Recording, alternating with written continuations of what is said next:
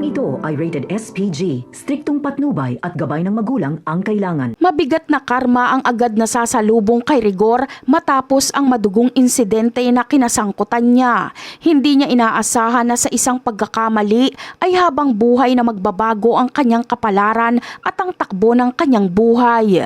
Bagamat ang tunay niyang target at gustong patayin ay si Tanggol, ngunit ang sarili niyang anak na si Santino ang sa kasamaang palad ay tinamaan ng kanyang bala.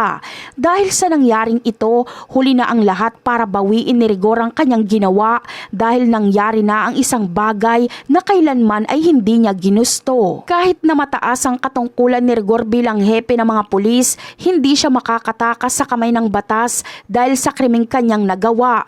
Walang pinipili ang hustisya at hindi siya exempted dito kahit pa siya ang namumuno sa kanilang himpilan. Kailangan niyang harapin ang malaking pananagutan lalo na't buhay ng sarili niyang dugo at laman ang nawala dahil sa kanyang kababayaan at galit.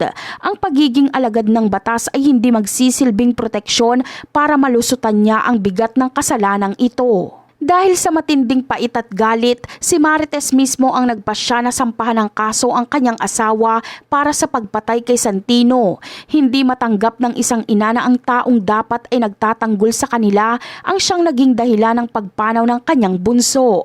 Dahil dito, si Mando na kasamahan niya sa trabaho at kaibigan ang mismong uhuli at maghahatid kay Rigor sa rehas. Ito na ang simula ng kanyang pagbagsak mula sa mataas na posisyon patungo sa isang madilim na selda. Sa loob ng kulungan, wala nang magagawa si Rigor kundi ang magluksa at pagsisihan ang lahat ng kanyang mga maling desisyon.